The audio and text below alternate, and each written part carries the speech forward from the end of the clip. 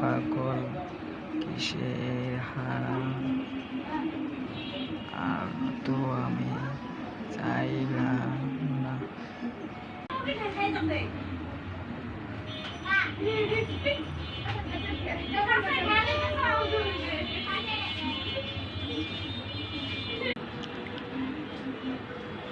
হ্যাঁ হ্যাঁ ভাত খাইলে না এমন ভাত খাবি পরে খাম। বাজে কোন সময়